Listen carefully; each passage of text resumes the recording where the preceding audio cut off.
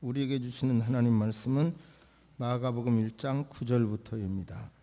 그때에 예수께서 갈릴리 나사렛으로부터 와서 요단강가에서 요한에게 세례를 받으시고 곧 물에서 올라오실새 하늘이 갈라짐과 성령이 비둘기같이 자기에게 내려오심을 보시더니 하늘로부터 소리가 나기를 너는 내 사랑하는 아들이라 내가 너를 기뻐하노라 하시니라. 성령이 곧 예수를 광야로 몰아내신지라. 광야에서 40일을 계시면서 사탄에게 시험을 받으시고요 들짐승과 함께 계시니 천사들이 수종 들더라. 아멘. 하나님께서 지난 70년 동안 우리나라에게 너무 많은 복을 주셨습니다. 정말 감사할 일입니다. 세계 역사에서 찾아보기 힘들 만큼 빠르게 경제 부흥과 민주화를 동시에 이뤄냈다는 것은 정말 엄청난 일입니다.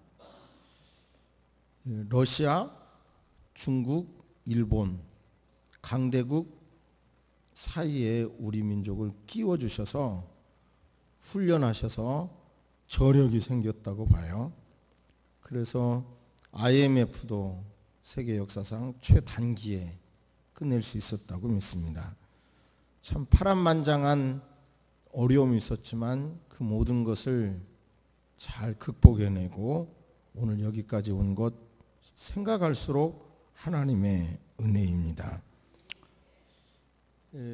그 역사 속에 교회는 분명히 교회로서의 역할을 했고요. 앞으로 이제 광복 80주년, 90주년, 100주년 될 때마다 교회가 이 민족에게 필요한 메시지를 교회답게 앞장서서 증거해야 된다고 생각합니다. 비록 우리가 소수지만 소시민이라 할지라도 우리에게 주신 하나님의 음성을 작게라도 실천하면 그 효과는 정말 대단하다고 생각하고요. 그것을 기대하면서 오늘 말씀 속에서 우리 민족에게 주실 비전, 우리가 해야 할 일들, 그것이 무엇인가를 꼭 깨달았으면 좋겠습니다. 하나님이 많은 은혜를 우리에게 주셨는데 자칫하면 광복 80주년 되기 전에 죄송하지만 모든 걸 잃을 수도 있는 위기 요인도 있고요. 또 잘하면 더 극복해낼 수 있는 기회도 있습니다. 이것을 좀 더 설명을 드리겠는데요.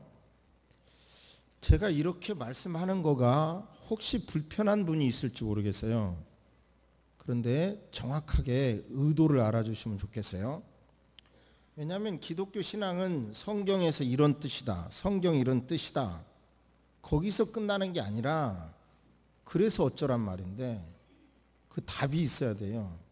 그러니까 성경의 내용이 이런 뜻이라면 그 신앙을 이 현장 속에 실천해야 되니까 이 현장에 대해서도 역사의식이 있어야 된다는 거예요.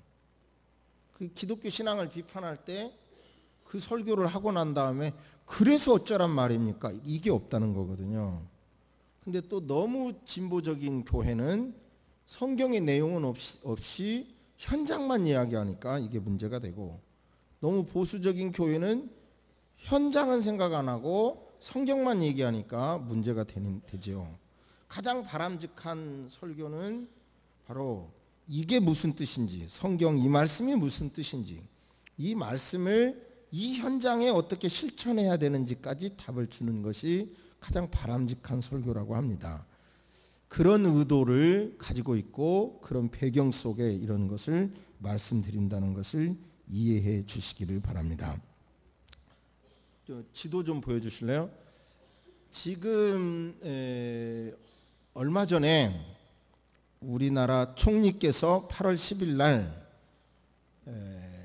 횡단한 사람들을 대접했어요. 러시아 블라디보스토크 출발을 해서 베이징 그리고 시베리아를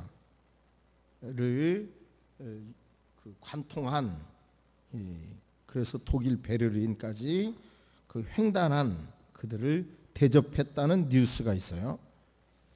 얼마 전에 우리 대통령께서 그 러시아를 방문했을 때 여러 가지 그 협약하는 내용들을 봤는데 깊은 제게, 목사인 제게 깊이 오지 않았어요.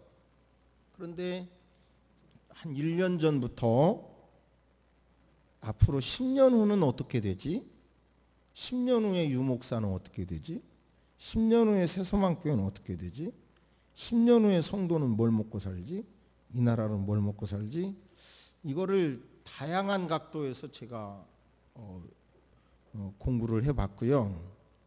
그러다가 보니까 우리가 생각하는 것보다 위기가 너무 현실적으로 와 있더라고요. 그러니까 광복 70년 동안 너무 많은 걸 이뤘지만 지금 우리나라는 결혼을 안 하려고 그러고 자녀를 안 낳으려고 그러고, 그리고 인구는 고령화되고, 그리고 일을 하고 싶어도 취직 자리가 없고, 이런 현상이요, 생각하는 것보다 공부할수록 더 위기라는 것을 느꼈어요.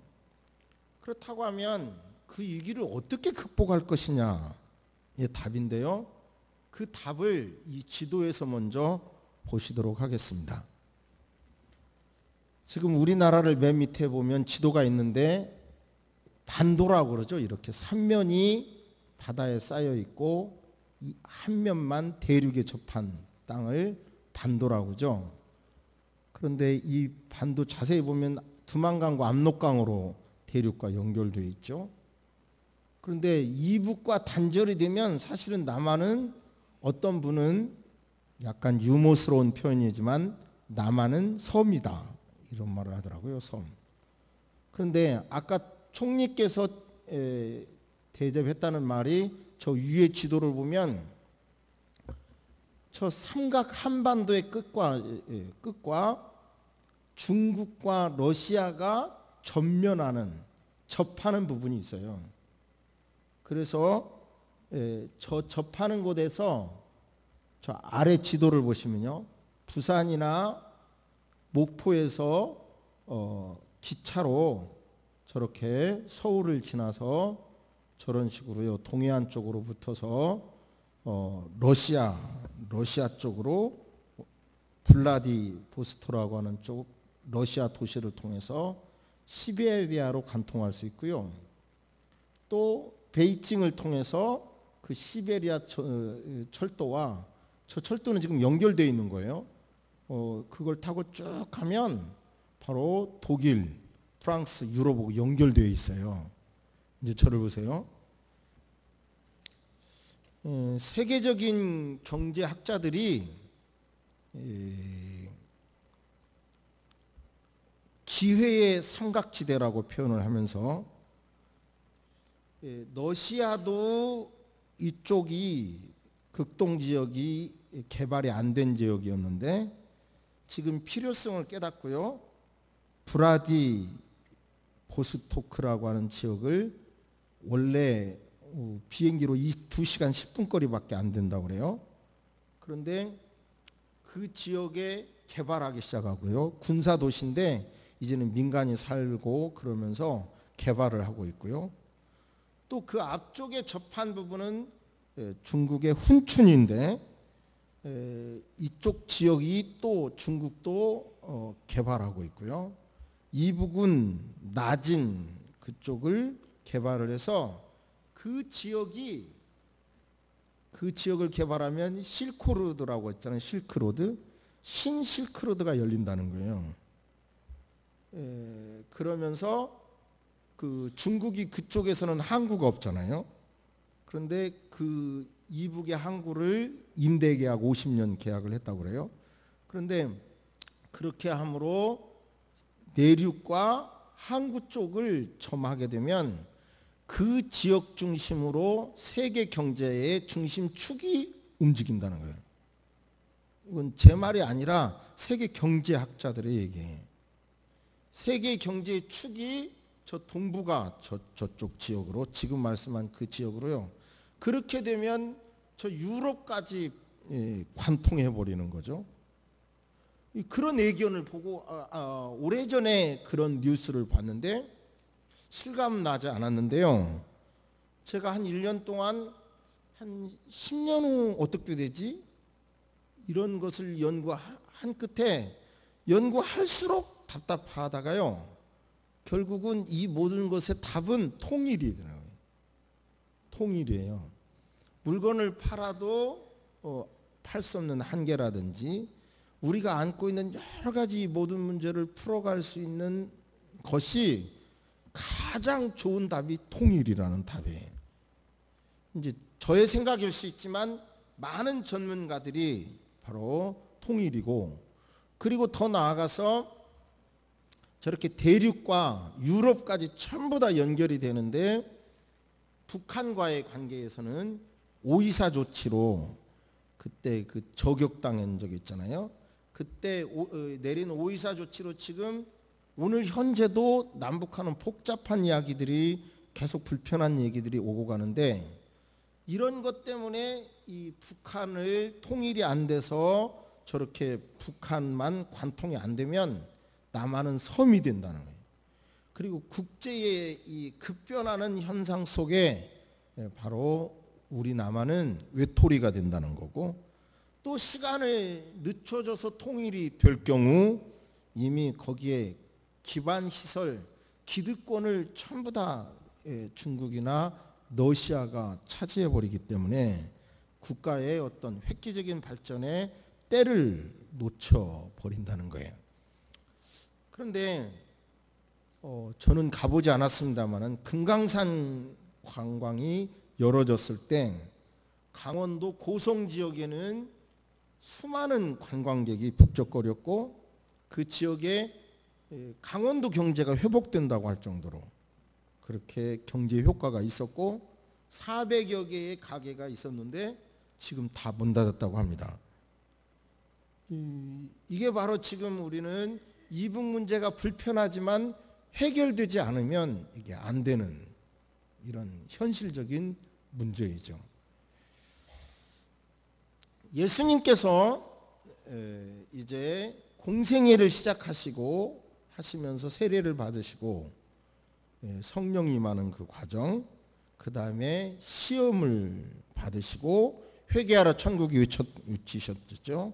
그게 본문의 내용인데, 우리는 이 본문의 내용에서 과연 이렇게 막 급변하는 세상에서 저와 여러분 한 사람 한 사람을 분석해 보면 현실의 무게가 무거워져요. 점점 우리가 그냥 살아가는 현실의 무게가 무거워져요. 제가 어저께 야탑의 어느 아파트 입구에 있는 문방구에 갔어요. 아저씨가 이제 문방구를 하기에 대화를 시작했어요. 이거 한지 얼마나 됐습니까? 20년 됐습니다. 제가 이 상가를 분양받아서 은퇴한 다음에 이거를 하고 있습니다. 그런데 그러면 소득이 오르고 있습니까? 그랬더니 내가 분양받았기 때문에 그냥 하고 있는 거고요. 이걸 안 하면 아직도 건강한데 아파트 수위밖에 갈 것이 없어 보이는데 그거보다는 나을 것 같아서 그냥 하고 있습니다. 그게 지금 모두의 이야기예요. 모두의 얘기. 지금 우리는 통일을 심각하게 기도해야 된다는 말씀을 지금 드리는 거예요. 근데 그것이 말이 아니라 성령 받고 해야 된다는 본문을 설교하기 위해서 지금 열심히 지금 여러분에게 말씀을 드리는데요. 하나만 더 충격적인 이야기를 드리면, 전라북도 순창에 가면 물이 좋고 공기가 좋고 바람이 좋아가지고요. 더군다나 적당한 안개까지 끼어서 거기서는 최고의 고추장이 만들어진대요. 그래서 고추장을 그 군에서 지원도 해가지고 한옥 개발도 하고 고추장을 개인들이 많이 팔았죠. 그런데 거기에 공장이 들어서는 거예요. 그러면서 순창 고추장은 우리나라 고추장의 40% 이상을 차지하고 있는데요. 공장이 들어와서 그 지역 사람을 몇 명이나 취직시켰냐? 몇 명이 없다는 거예요.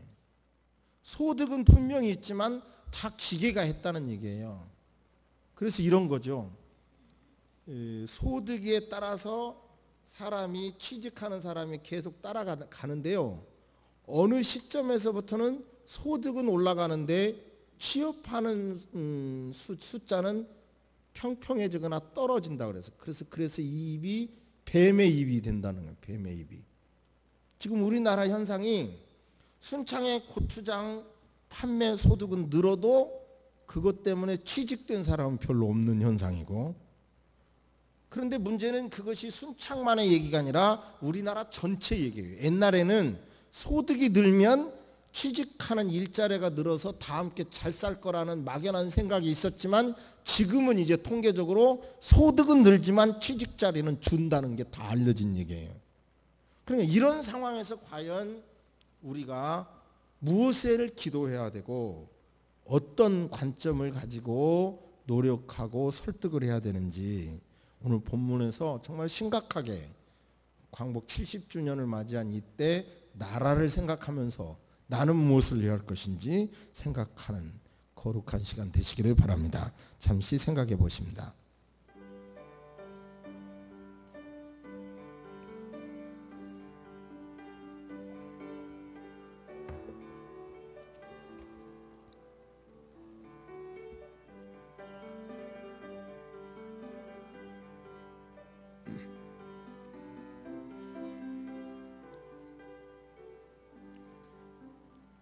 세례 요한이 사람들은 엘리야를 기다리고 있었는데 엘리야가 떠오르는 옷을 입고 등장합니다.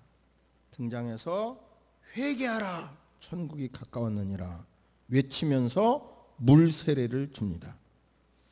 수많은 사람들이 세례 요한의 외침에 귀를 기울였고 세례 요한에게 물 세례를 받았습니다. 그런데 세례 요한은 나는 진짜가 아니다. 나는 물로 세례를 주지만 내 뒤에 오시는 분은 불로 세례를 주어서 여러분의 삶을 바꾸어 놓을 것이다. 나는 그분의 신들매 심부름꾼에 지나지 않는다. 그분이 오실 것을 준비하는 심부름꾼이고 나는 물 세례로 준비하지만 그분은 불 세례를 주어서 여러분의 삶을 바꾸어 놓을 것이다라고 선포합니다. 저는 이 마가복음서가 복음서 중에서 제일 먼저 기록됐잖아요. 그래서 들 수 있으면 특별하지 않으면 마가복음 본문을 가지고 묵상을 해서 설교하려고 하는데요. 그러나 약간 어쩔 수 없이 설명을 위해서 다른 복음을 이용하기는 하겠습니다. 좀 인용을 하면 이제 요한의 세례, 정확하게 단어는 침례죠. 침례를 요단강에서 주고 있는 거예요. 한 사람 한 사람씩 이렇게 한 사람 한 사람. 그런데 줄이 서 있는데 보니까 예수님이 서 있는 거예요. 지난주에 말씀드렸잖아요. 세례 요한과 예수님은 친척 관계여서 알았을 확률이 높다고. 그런데 줄이 서 있으니까 세례 요한이 예수님께 이렇게 말합니다. 아니 선생님, 제가 선생님에게 세례를 받는 것이 마땅한데요. 어떻게 선생님이 제게 세례를 받으려 오십니까? 그럴 수 없습니다. 라고 말하자 예수님께서 이제 허락하라. 지금은 허락하라. 이제 허락하라. 지금은 허락하라. 라고 말씀하시고 이제 세례를 받습니다. 세례를 받으시고 물에서 올라오실 때요. 이제 여기에서 보면 하늘이 눈으로 볼 수 있게 쫙 갈라졌다. 이렇게 번역된 성경도 있는데요. 뭔가 강력하게 하늘이 쫙 갈라지는 것이 눈으로 보일 수 있는 현상이 벌어졌고요. 이게 이제 종말론적인 현상인 거예요, 이것이요. 하늘이 눈으로 볼 수 있게끔 강력하게 쫙 갈라졌어요. 갈라졌고 그때 세례 받으시고 올라오시는 예수님에게 성령이 비둘기 모양으로 임재, 비둘기 모양으로 내려오셨고 하늘에서 소리가 들립니다. 너는 내 사랑하는 아들, 내 마음에 드는 아들이다는 소리가 들립니다. 이 장면이요, 삼위일체를 가장 아름답게 묘사하는 내용입니다. 성경 안에서 성자 예수님이 계시고 성령님이 임하시고 하나님께서 바로 소리가 들리는 이 장면. 저는 기독교를 믿으면서 왜 변화되지 않지? 왜 예수님을 믿으면서 저렇게 나약하지? 왜 저렇게 확신이 없지? 무엇보다도 왜 그렇게 변화되지 않지? 이런 것에 대한 고민을 오래 해왔어요. 목회를 할수록 그 고민은 계속되고 있는데요. 그런데 그것에 대한 정답은 삼위일체를 몰라서 그런다. 그게 제 정답이었잖아요. 그게 뭐냐면 십자가 지시고 살아나신 예수님은 부활하셨고 승천하셨고 승천하신 예수님은 성령님을 주셨어요. 삼위일체의 핵심은 세 분 하나님이 한 분 하나님이고 한 분 하나님이 세 분 하나님이라는 거예요. 이것을 묘하게 설명할수록 본질을 흐리게 해요. 예를 들어서 H2O, 물로 삼위일체를 설명하려고 그래요. 물은 액체로 있다가 때로는 기체로, 때로는 고체로 나온다 그러잖아요. 또는 계란으로 설명해요. 계란에 껍질이 있고 노란자가 있고 흰자가 있다. 자꾸 이렇게 설명할수록 성경이 가르쳐준 그 삼위일체는 아니에요. 예를 들어 계란만 하더라도 하나가 세 분 오고 다 똑같은 거예요. 한 분 하나님과 세 분 하나님이 똑같다는 거고 또 세 분 하나님과 한 분 하나님이 똑같다는 얘기인데 그런 게 안 맞아요. 그러면 굉장히 문제가 돼요. 그러면 아무튼 분리할 수 없다는 게 정답이었어요. 삼위일체의 핵심은 분리할 수 없다. 한번 따라서 해보실까요? 삼위일체 핵심은 분리할 수 없다. 그렇다고 하면 우리 안에 예수 그리스도를 모심으로 저와 여러분들은 뭐를 모시고 있냐면 성령님을 모시고 있어요. 성령님. 성령님으로 말미암지 않고는 예수를 주라 시인할 수가 없어요. 예수를 주라 시인할 수 없어요. 성령으로 말미암아 저와 여러분들은 예수 그리스도를 믿게 된 거예요. 그러면 쉽게 성령님 모셨으면 쉽게 성부, 성자, 성령님이 내 안에 계신 거예요. 다시요. 삼위일체 핵심은 분리할 수 없다. 우리 안에 보혜사 성령님을 모셨으면 우리 안에 성부, 성자, 성령님이 계시다. 이게 지금 제가 거기 굉장히 오랫동안 고민하면서 내린 삼위일체 결론이에요. 그러면 여기서 정체성을 확실히 해야 됩니다. 성령님을 모셨다면 성령님은 왠지 내가 죄지면 떠날 것 같은 거예요. 그런데 성령님을 모셨다면 성부, 성자, 성령님이 계신다고 믿는 거예요. 그런데 제가 지난주에 이 해답을 왜 내가 이렇게 그걸 깨달았는데도 나에게도 이렇게 어려움이 다가오고 불편한 게 다가오면 이런 좌절이 올까? 왜 똑같이 변화되지 않는 모습으로 또 계속 살아가야 되는가? 이런 고민을 또 계속을 하다가 도대체 내 신앙의 원인이 무엇입니까? 많이 고민을 했는데요. 그 정답을 지난주에 이 삼위일체에서 다시 깨달았어요. 그게 뭐냐면 내가 아버지 안에, 너희가 내 안에, 내가 너희 안에. 자 보세요. 예수님이 내가 아버지 안에, 너희들이 예수님 안에, 내 안에, 내가 너희 안에. 무슨 말씀이에요? 자꾸 내 마음속에 내 안에 계신 예수님, 내 안에 계신 예수님만을 생각해 왔어요. 그것을 깨달을 때 저는 굉장히 제 정체성이 확립이 됐어요. 갑자기 단단해지는 거예요. 갑자기 단단해져요. 여러분요, 의식을 가지시기를 바랍니다. 예를 들어서 애굽이 이스라엘 사람들 요셉을 중심으로 야곱의 가족들을 돌봐줄 때는 세계 강대국이었어요. 바벨론이 그래도 이스라엘을 지원할 때는 강대국이었어요. 페르시아가 이스라엘을 도와주고 돌아가라고 할 때는 강대국이었어요. 그런데 애굽이 이스라엘 백성들의 눈 돌리고 이스라엘 백성들이 그들이 떠나고 관계가 없을 때 나라가 무너졌어요. 이 단순한 공식을 보면 역사 전체를 펴놓고 보면 깜짝 놀랄 정도예요. 저와 여러분 스스로 생각하면 죄인이지만 이스라엘 백성들을 돌봐주는 나라는 융성했고요, 내박치는 나라는 떨어졌어요. 역사가 쇠락해요. 이 공식으로 보세요. 그렇다면 저와 여러분들이 우리 안에 예수님이 계신다고 할 때, 예를 들어 제 안에 막 전기가 있어요.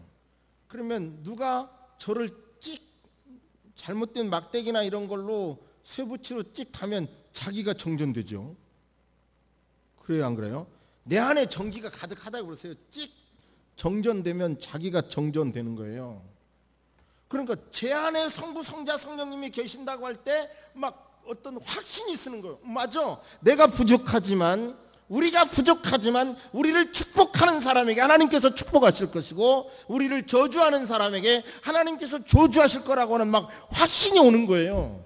그 믿음으로 살았어요. 여러분도 그 믿음 가지시기를 주의 이름으로 축복합니다. 그런데 저도 왜 이렇게 또 나약해지지? 지난 금년 전반기에 여러 가지 일로 스트레스 받는 일이 사실은 좀 많이 있었거든요. 굉장히 나약해져요. 왜 그렇지? 그러다가 제가 놀라운 하나님의 음성을 들었어요. 그것이 여러분의 마음속에 그대로 전달됐으면 좋겠어요. 지혜를 가지고 들어보세요. 내가 아버지 안에, 예수님이 아버지 안에, 너희가 내 안에, 우리가 예수 안에, 내가 너희 안에. 그러니까 우리 안에, 내 안에 예수님 계시다는 걸로도 굉장한 신앙의 확신이 있었지만, 지난주에 제가 깨닫는 것은, 말씀을 묵상하다가 충격받듯이 깨닫던 것은, 맞아. 내 안에 예수님이 있다 그러니까 나를 내려놔야지. 왜 이렇게 아집이 아직도 살아있냐, 내 아집이 살아서 예수님이 나타나지 않는다, 이런 생각만 했는데, 결국은 뭐냐면 내가 그리스도와 함께 십자가에 못 박혀 죽었다는 거예요. 죽었어요. 이미 죽었어요. 완료로 죽었어요. 그러니까 현상적으로는 내 이기심이 살고 죄성이 살아나고 막 이러니까 내가 아직 안 죽었던 것도 현상적으로는 맞지만, 성경의 선언은 십자가에 못 박혀 죽었나니 그런즉 이제는 너희가 사는 것이 아니라 내가 살려주는 영으로 산다, 이거예요. 그러니까 정확하게 분석해 보세요. 예수님이 우리 안에 있어서 내가 예수님과 동행하며 산다, 이것도 굉장한 신앙의 의미가 되지만요, 더 큰 확신은 나는 없다. 나는 어디 가면 있냐면, 나는 예수님 안에만 있는 나만 있다. 나는 지난주에 왜 이렇게 내가 나약하죠? 날도 더운데 힘이 들어요. 나에게 확신을 좀 주세요. 기도하다가 깨달은 건 뭐냐면, 옛사람 나는 죽었다. 죽은 나는 자꾸 챙길 게 없고, 나는 누구 안에 있어요? 예수님 안에 있다. 그러니까 내가 예수님 안에 있으니까 나는 지금 예수님 속에 있다는 생각을 강조해. 새의 두 날개가 있다면 우리 안에 예수님 있다는 말씀도 있고, 우리가 예수 안에 있다는 말씀도 있는데, 저와 여러분의 강조점은 현실적으로 찾고 내 안에 있는 예수님만을 말했지만, 성경 본문을 놓고 볼 때 우리가 예수 안에 들어갔다는 확신, 그것을 더 강조하시기를 주의 이름으로 축복합니다. 그러면 그 성령 충만한 그런 믿음으로 기도하면서 그런 믿음이 커지는 사람이 진정한 성령 충만하게 될 줄로 믿습니다. 그러면 우리 예수님이 시험을 마귀에게 받을 필요도 없는 분이, 예수님이 시험을 받은 것은 저와 여러분들의 시험 당하는 것을 이기도록 도와주도록 하나님께서 강력한 은혜를 주시기 위하여 강력하게 끌고 가셨거든요. 예수님이 원해서가 아니라 성령님이 광야로 예수님을 몰아가셨어요. 그 뜻이 뭐냐면, 시험 당하는 저와 여러분들을 강하게 하는 능력을 주시기 위해서 그렇습니다. 그러니까 시험 당하는 여러분, 예수님이 나와 함께 하신다는 막연한 이야기 하지 마시기를 바랍니다. 나는 죽었다. 죽은 나에게는 청구할 게 없는 거예요. 저렇게 얼마 전에 이단 교주 욕먹는 사람이라도 죽었다고 하니까 청구할 게 없는 걸로 끝나는 거예요. 덮어버려야 돼요. 그러니까 죄로 인하여, 저와 여러분의 연약함으로 인하여 마귀는 저와 여러분들에게 많은 것을 요청하겠지만 더 이상 내줄 게 없어요. 천국 끝난 거예요. 이제 우리는 예수 안에 살아있는 나만 남아있는 거예요. 그걸 믿으시기를 주의 이름으로 축복합니다. 저와 여러분은 연약하지만 이미 뭐예요? 예수 안에 있는 나만 남았고, 그러므로 예수님이 책임져 주시는 것입니다. 할렐루야, 할렐루야. 참 우리나라 좋은 나라예요.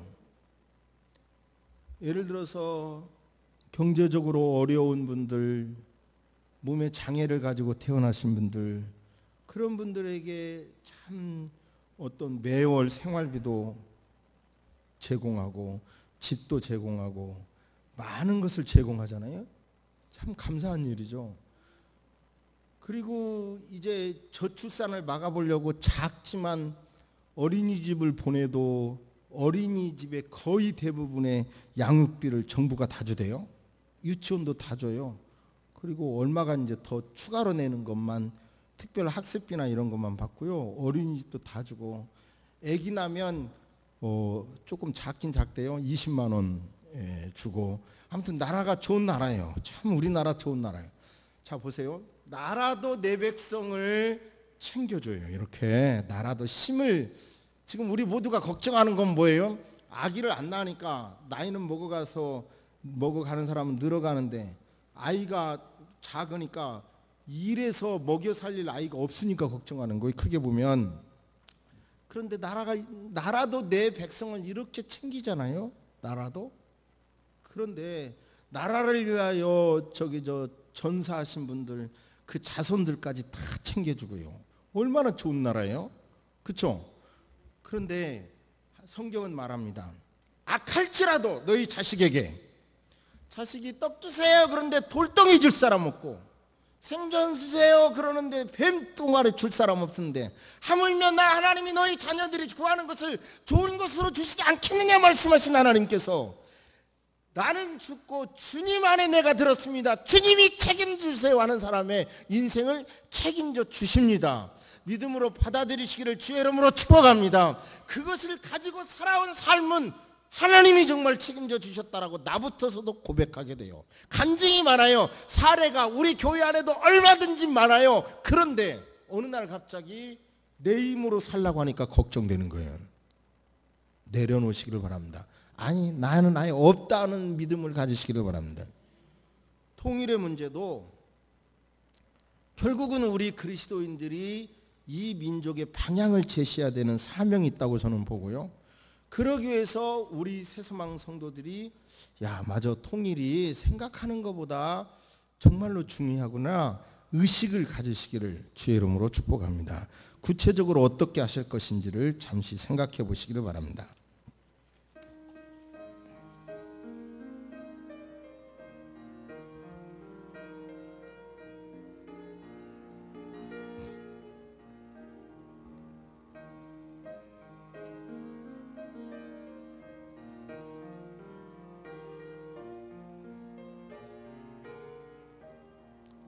저는 이 건물을 지을 때도 교회라기보다는 교육센터라고 구청에 등록했고, 간판을 세계적인 리더를 기르는 곳이라는 간판을 붙여놨잖아요.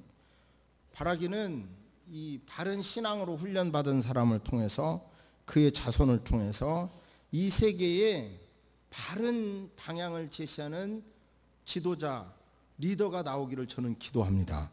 기도했습니다. 그렇게 될 줄로 믿습니다. 할렐루야. 말씀드린 대로 북한의 문제가 거기만 탁 마비가 돼가지고 떨어지면 섬이 된다는 게 웃기는 것 같지만 맞는 것 같지 않습니까? 그리고 그것만 연결하면 아닌 게 아니라 시베리아를 통해서 중국과 러시아로 몽골로 다 통할 수 있다는 거 보지 않았습니까? 대부분의 철도가 완성됐다는 사실을 알고 계십니까? 그것만 지금 단절이 된 거예요.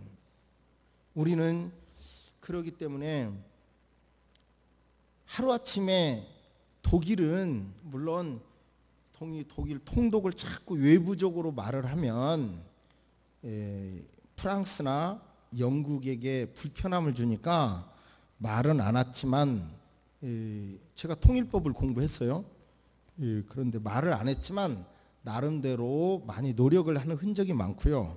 그러나 갑자기 이렇게 통일이 됐는데 나름대로 경제적인 효과도 많고 아직도 해결할 부분은 많이 있다고 해요. 그러나 여러분 정말 지도를 보면서 진짜 저게 연결되면 세계의 중심 축이 된다는 말, 이거 가능성이 있다는 게 와 닿습니까?